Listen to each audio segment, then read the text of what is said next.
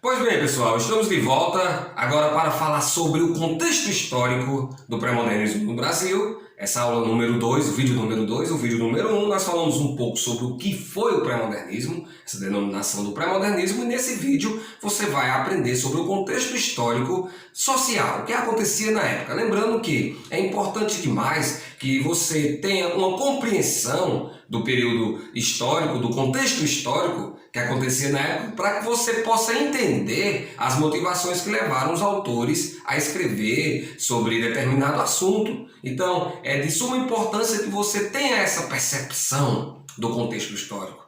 E aí, professor, o que era que acontecia na época? Na época em que os autores estavam ali escrevendo ali nesse período do pré-modernismo, o que era que acontecia no Brasil? Ó, nessa época do pré-modernismo, estava sendo desenvolvido também um período de transição da República. Estava passando a República da Espada, a ditadura militar, para a República do Café com Leite. Então, tinha essa mudança, era um dos fatores históricos, dos fatores sociais que acontecia na época. Entra nessa parte do contexto histórico. Esse período de transição da República da Ditadura para a República do Café com Leite. Certo? É um dos pontos que é importante que você entenda para a gente compreender as obras que foram escritas nesse período. Outra coisa também que é importantíssima para quando a gente for estudar os autores, para que você compreenda de fato, é que no Brasil, nessa época, estava vivenciando uma série de conflitos em diferentes regiões do país. Certo? Eu considero isso como um dos pontos primordiais para que a gente tenha uma compreensão desse período do pré-modernismo.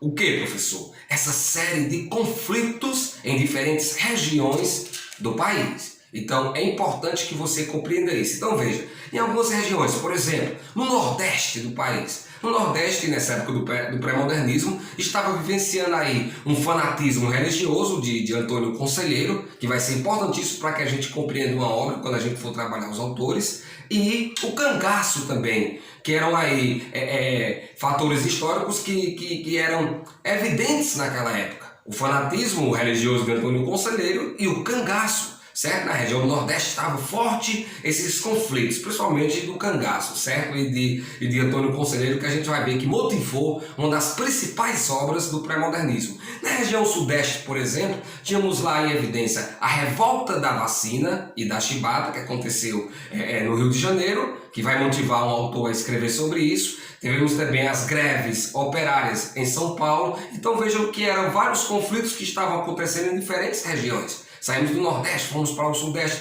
Por exemplo, no Sul, tínhamos lá a Guerra do Contestado, na fronteira entre o Paraná e Santa Catarina, certo? Então, veja que essas motivações, esses conflitos que estavam acontecendo.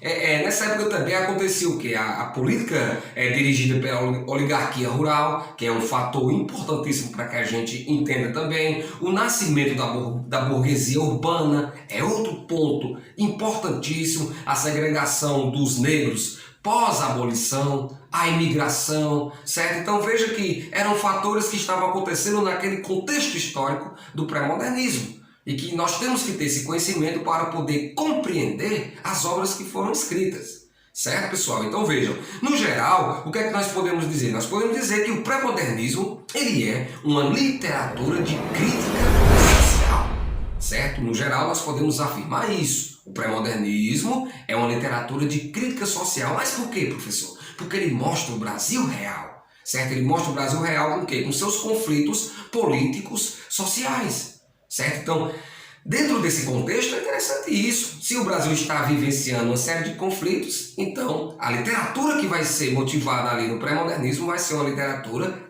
real, é uma literatura que mostra o Brasil real, com seus conflitos, com seus problemas. E dentro desse contexto também, pessoal, é importante falar sobre algumas características, certo? A ruptura com o passado, eles adotaram ali uma inovação na escrita que feria o academicismo lá do parnasianismo, certo? Feria os valores ali acadêmicos do parnasiano, por conta de uma linguagem mais simples, uma linguagem não tão assim ligada aos padrões do parnasiano, certo? Então, é uma das características do pré-modernismo que é interessante que a gente fale. O regionalismo, certo? A realidade rural brasileira ela é exposta de uma forma chocante. Ele sai daquela idealização do romantismo e ele vai mostrar de uma forma chocante a miséria, a desigualdade social. E quando a gente fala em regionalismo também entra essa parte das regiões.